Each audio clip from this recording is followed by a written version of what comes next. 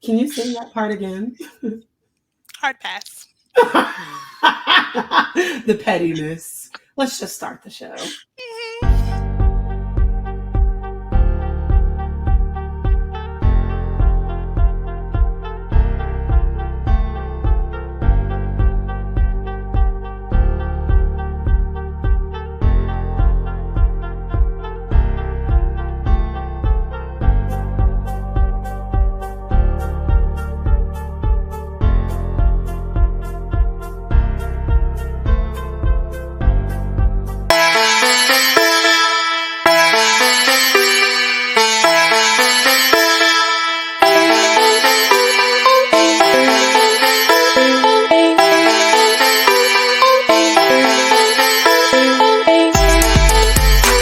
You're listening to the Lovish Podcast, and I'm your host, Seida Hood, a licensed clinical social worker. Each week, I'm going to help you to develop the belief and strategy necessary to make an immediate impact on the world by deep diving into topics like mental wellness, faith, relationships, and love. I should mention before we hop into the show, this is not a substitute for a relationship with a licensed therapist. You ready? Let's get it!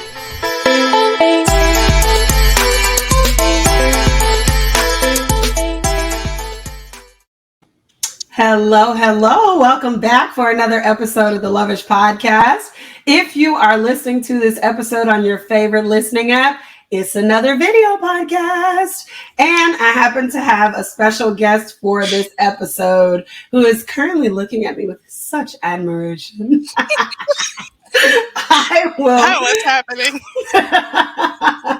I will introduce her to you in just a second. But if you are a person that prefers video podcasts, please head over to my YouTube channel and check out the video podcast. Trust me, I think this is one that you're going to want to see our facial expressions on. But without further ado, I would like to welcome to the show. We did not discuss whether you want your full government name on this podcast. I mean, I guess that's fine. Okay. I'm going to leave this in, by the way. It's fun. So this is my friend, one of my close friends, two peas in a pod, but not best friends. I always like to say. This whole episode is going to be off the chain. And it is. And I am Jesus' favorite daughter. So this is Jesus' second favorite daughter, Marquianna Griffin. Give her a hand clap. I don't know if you want to redo that intro and tell everyone that I'm Jesus' favorite daughter. That would be fun. Only people who are the favorite daughter hold their hands like this. I do that all the time. Did you get that from me? At any rate, thank you for having me. I'm so excited to be here. Woo!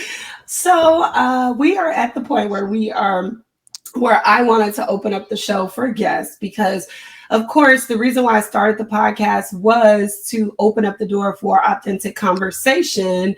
And what would conversations be if I wasn't, what would the show be if I wasn't having some of those conversations on the show? So you are the second guest on the show here.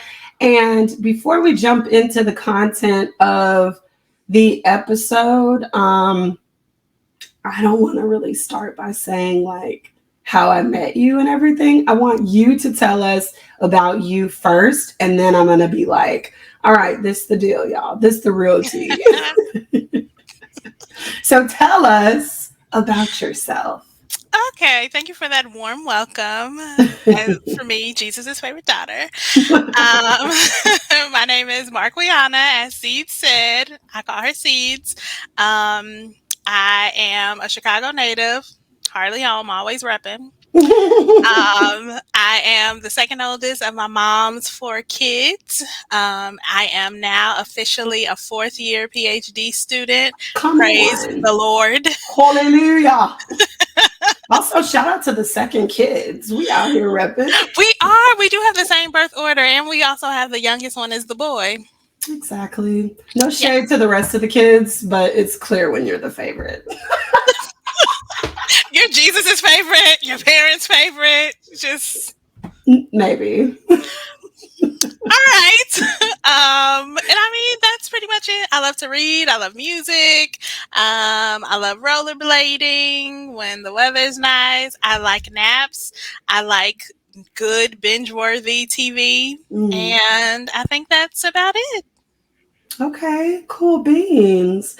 So Marquianna and I used to work at an organization that shall remain nameless because they were a little bit different and interesting are the best words to describe them.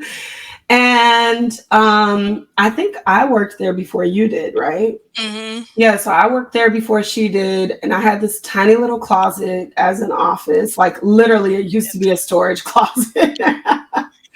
And they turned it into an office for me. Yes, that is social worker life, y'all. Yeah. Marquianna, on the other hand, had an actual office that I shared with somebody. Was the person even really there half the time? Enough. They were there enough. I feel like if you had to think about it, not really. Continue. What are we doing right now? We're just talking. So anyway, did we come in with other people too? I know I started as an intern, but I don't know if I was still an intern when you got there or not. I don't know, because I started in like May. Okay. So, I was definitely getting paid by then. Okay. Yeah. I was getting paid a little bit. I mean, I didn't say it was much, but yeah.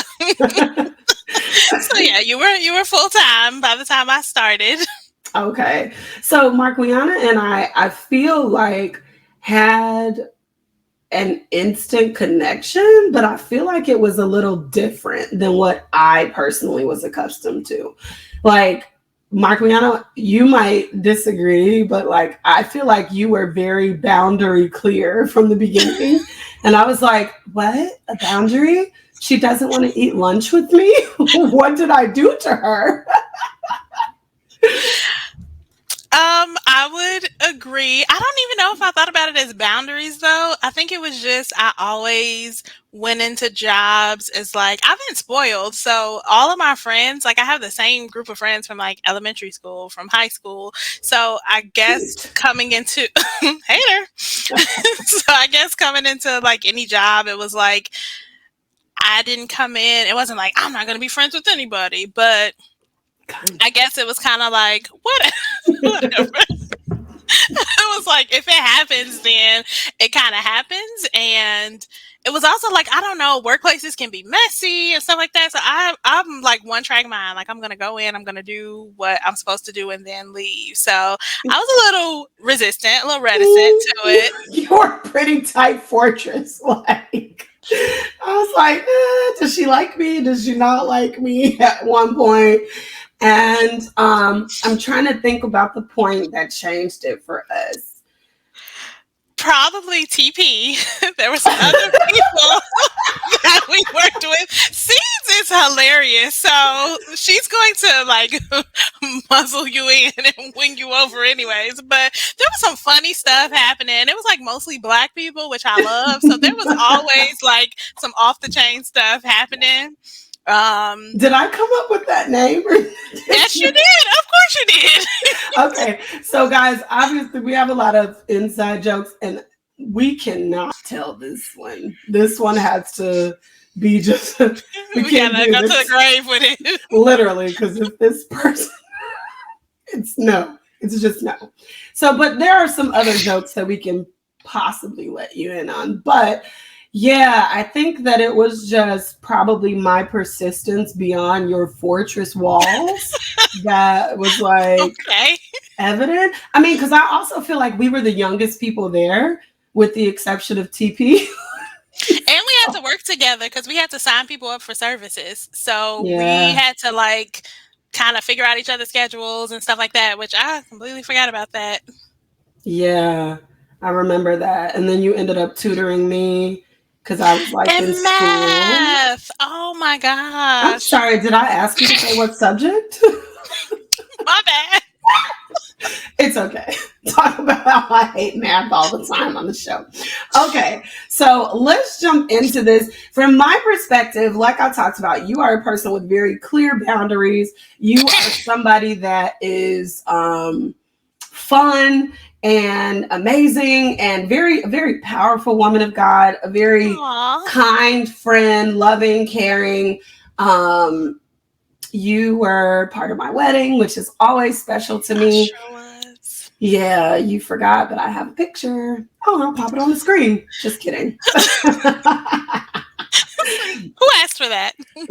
I mean, if I could find it, I might pop it up there. But You were going down a path. I'm going to continue. Okay. Seriously, though, I think that from my perspective, even though you might disagree, you have always been a person that's been comfortable with who you are, or at least presented that you were comfortable with who you are from the moment that I met you. So I wanted to invite you on the show to talk about that, like in the context of relationship building, friendships, because at this point, oh my gosh, you're so old. We've been friends for over 10 years. You're so old. Yeah, that's you, not me. Okay. Well, if you're not getting older, then you're dead. So Okay, I guess.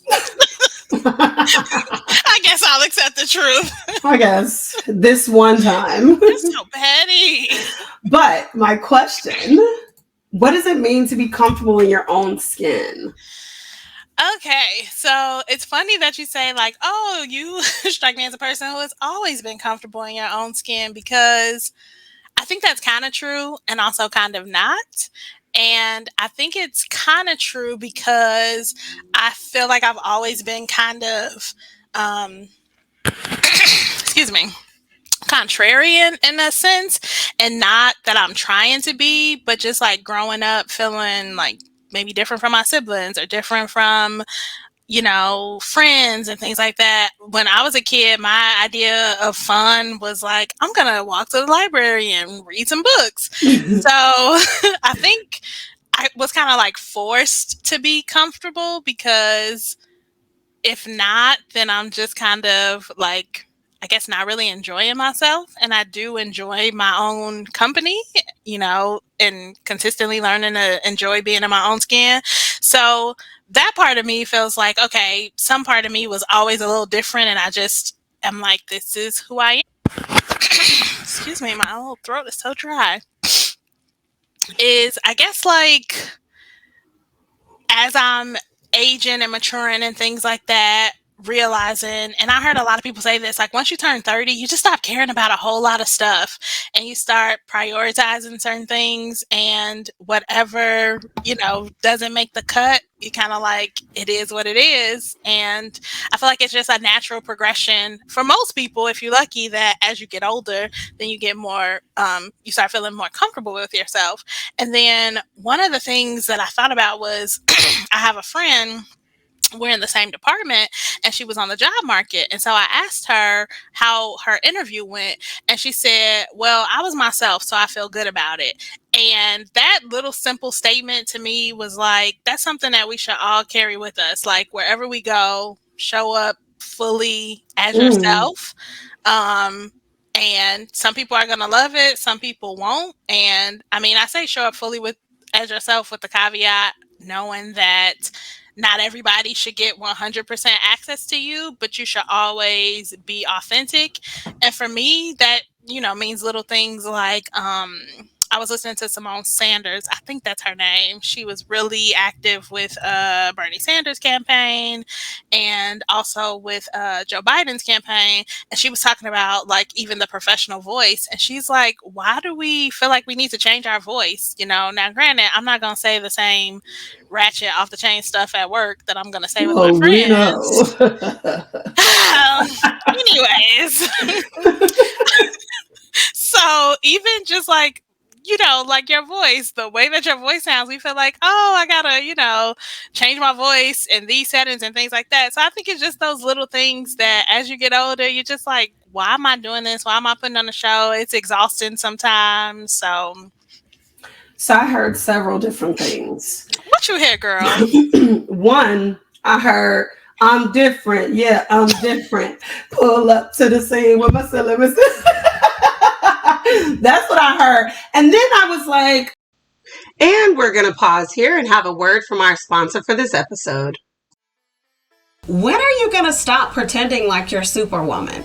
Yes, I know you believe if you don't do it, it won't get done.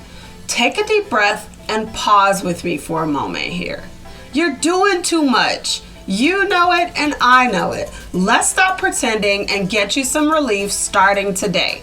Do you set weekly wellness goals? If not, you've got to start. No more leaving yourself last on your to-do list. I want you to download the Confident Bae app and start using the weekly wellness tracker now. It's 100% free to use, and it comes with a digital journal to help you process thoughts and feelings on the go. You can even meet a tribe of like-minded women inside of Bae's Digital Cafe. I'm serious. Take off your cape, take a deep breath, and download the app at thepinkemerald.com/app or hit the link in the show notes. Have you been playing small, building someone else's dream while yours slowly dies inside of you? When you walk through the candle aisle of Target with your Starbucks in your hand, dreaming of your next season, you wonder if it's actually possible. You're tired of living the same mediocre cycle. You take the kids to school, you go to a job you're great at, but you feel miserable working at. You pick up the kids, you make dinner, you spend some time with your loved ones, you go to bed, and you start the same cycle all over again. What would your kids say if they could see you hiding? How long are you going to hold on to the illusion of who people say you are? I'm Seida Hood, vision architect but licensed therapist by trade, and I help women to take their big ideas from the dreamer stage into a tangible reality. I want to invite you to activate your influence. I want to invite you to join Activate, a 90-day accelerator for visionary women. Inside of Activate, you're going to learn how to clarify your vision, curate your wellness routines, command your day, and confidently impact any environment you walk into. Aren't you tired of playing small? When's the last time you truly bet on yourself? I want to invite you to level up. Click the link in the show notes to learn more.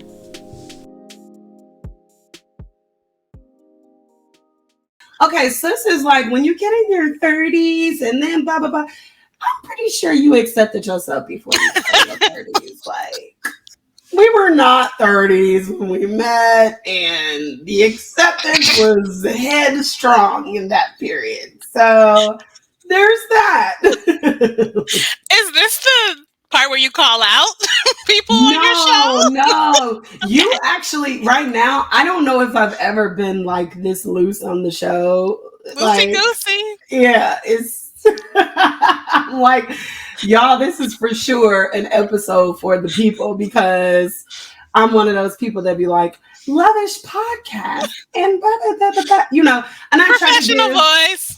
Right. So I've talked on the show a lot about like, I'm going to give you my authentic self. But like you said, like, I don't have to show you 100% of my heart and who I am, because at some point that is also a protective factor for me. Because let's be real, it's hard out here in these internet streets sometimes, right? Oh, yeah. These folks will drag you.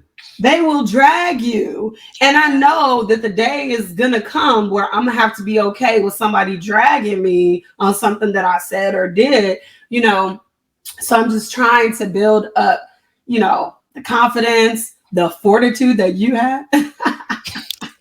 It's funny that you're like complimenting me on fortitude, because I feel like you're pretty comfortable in your skin, because I think a part of that is also like not being a hater, because when you're comfortable in who you are, then you accept like, this is for me, that's for them, and I can celebrate other people. And you are good. You're like a girl's girl. You're gonna, celebrate other people's wins and things like that. So what are you talking about? I had up, the walls of Jericho. 7 days of marching for real. Okay. But no, okay, that's good to know. I think that probably what it sounds like from both of our answers is that like it's also perspective based, because we don't necessarily see ourselves as completely there or as far as we would like to be, I guess, in terms of like being comfortable or whatever. But that is the way that we are perceived by others. Because I would say that over the past few years, I have developed a strong level of confidence and comfort. So like, but I know that when I first met you, I was not the Seida that I am today. Like, yeah, I definitely was not. I could go back and do an entire episode on that Seida, but we're not talking about that today. I was gonna say, well, what was your turning point? Okay. That's actually a great question. My turning point for, I guess, developing comfort was probably after a bunch of rejections, right? Like rejections of, I think that a lot of times we think we leave certain patterns of trying to fit in with the cool kids in our childhood, but we don't. Like in college, you'd be like, I'm grown, I don't need that heifer.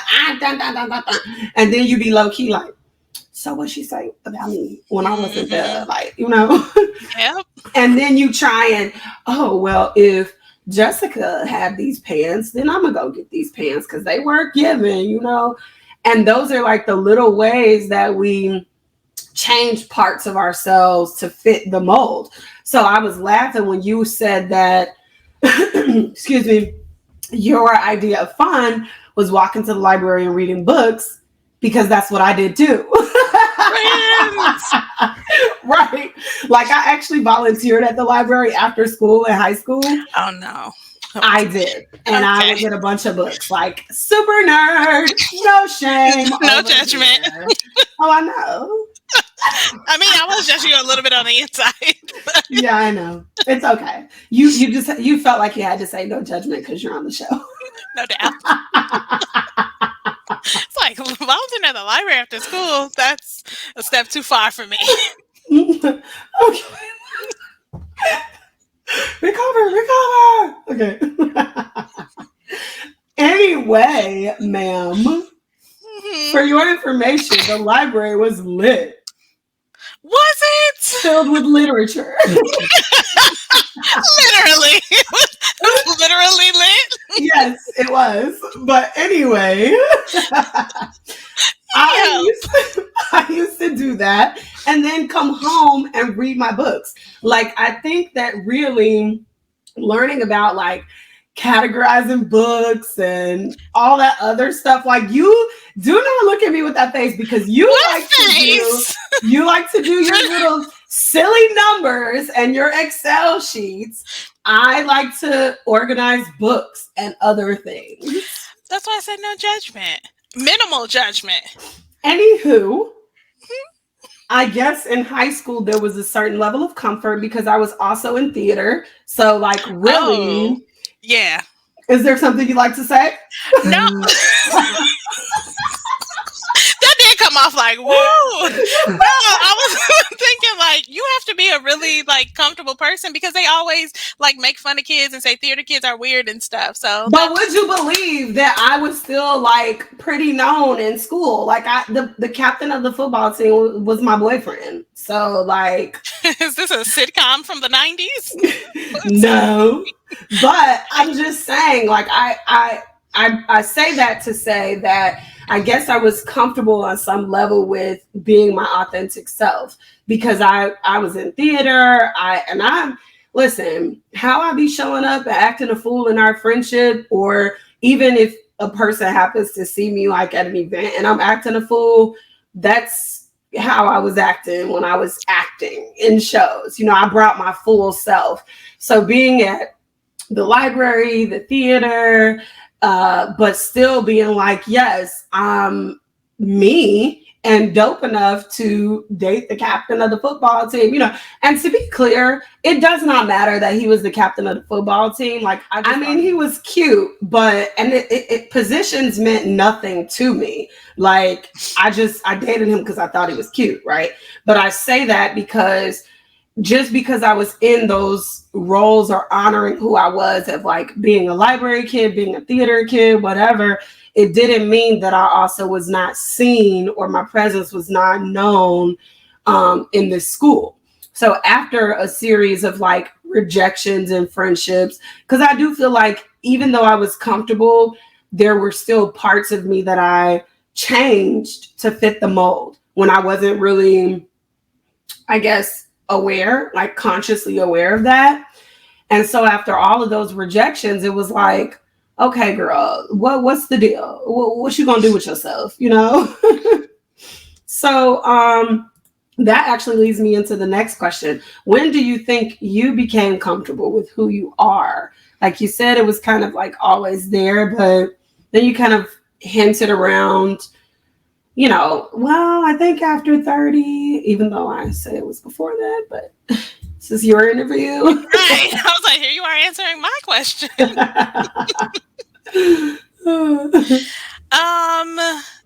I think a major turning point for me was, and it was after 30, to prove my point, was when I started taking my mental health seriously, because then I was like, okay, like I'm gonna, finally go to therapy.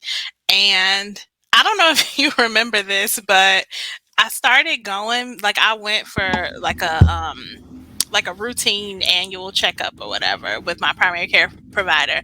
And she just asked one question about like my mental health. And I was like, yeah, actually, I'm struggling, I'm struggling with depression and things like that. And she gave me some diagnosis. And I remember telling you, and you were like, we don't call it that. You were like, who told you this? And so it clearly was not in the DSM. I don't even remember that, but I probably did. You're like, that's an antiquated name. We don't really say that anymore. And I was like, okay, issue still stands. Thank you.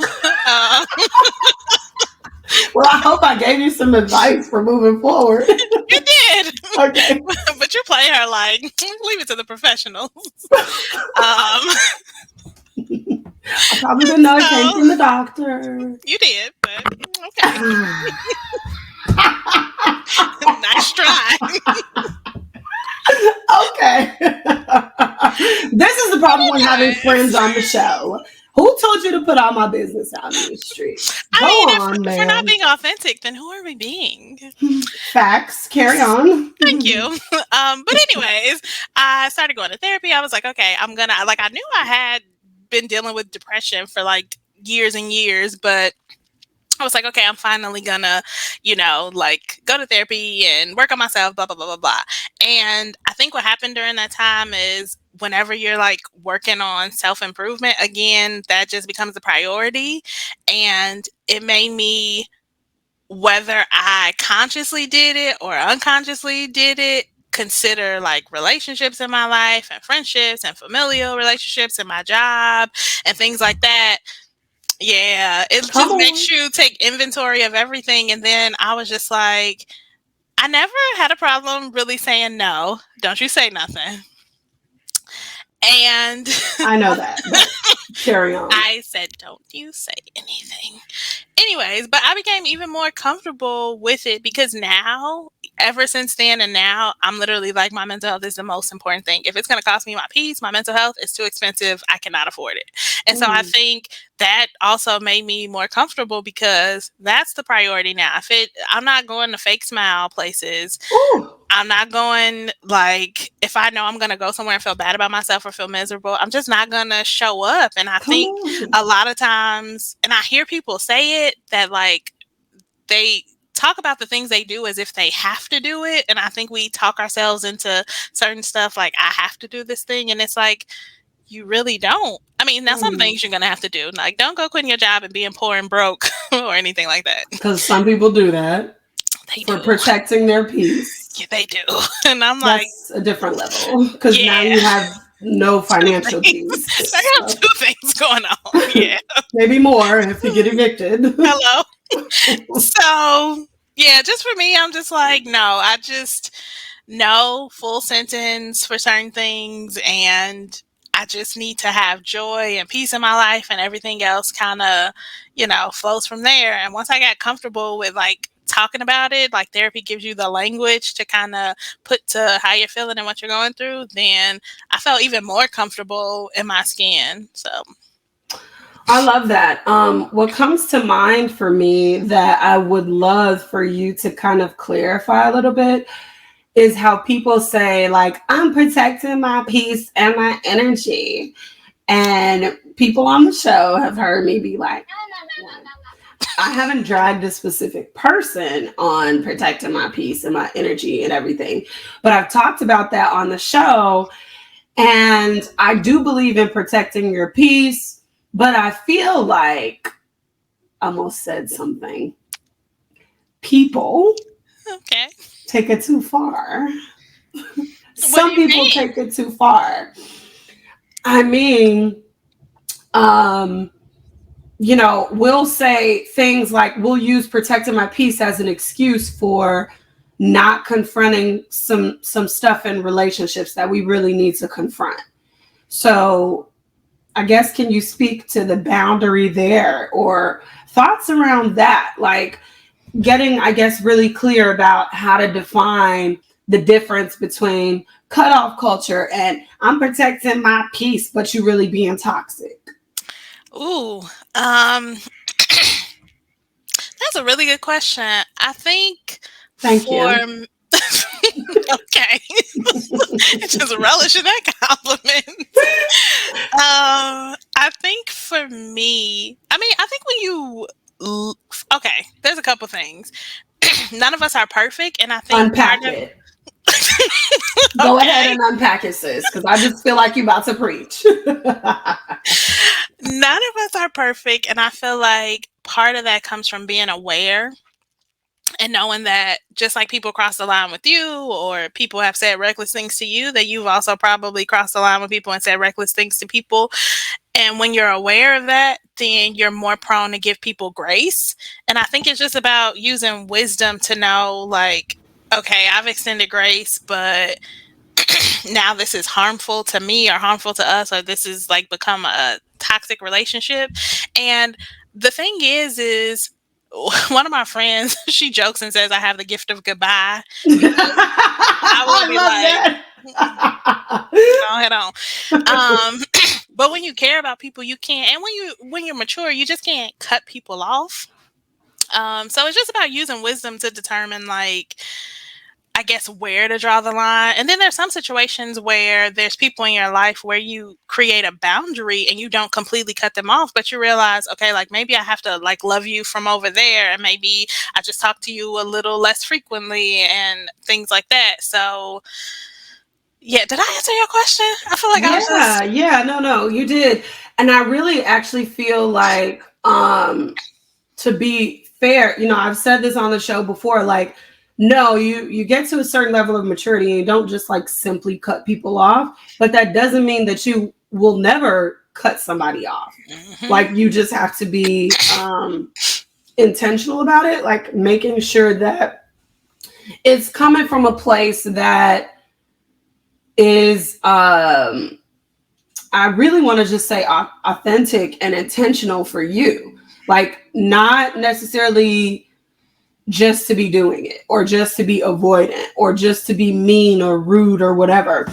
And I can't even get into the depth of that piece, like cutting people out. Like, that's therapy right there. Like, that's a whole therapy session. If you're not getting this and you're like, but they did this, so I'm gonna cut them off and that's cool. Like, you probably should go talk to your therapist about that. Cause okay. Yeah. But to that point, I guess what if like people have a line? Because everybody has their like deal breakers. So what if somebody has a deal breaker and then somebody just goes, over the deal breaker that one time? I mean, I is think it it okay depends then on to cut somebody I off? think it depends on who it is. Cause like, I mean, there's just certain lines you don't cross. Like, okay, before I even answer this, like trigger warning. You might want to skip ahead on the episode like a minute or so. But let's say, for example, if you're married and you find out that your spouse has like sexually assaulted your kids, that's, that's a, you know what I'm saying? But then, or at least for me, it would be, you know what I'm saying? And we'll just keep it on moving.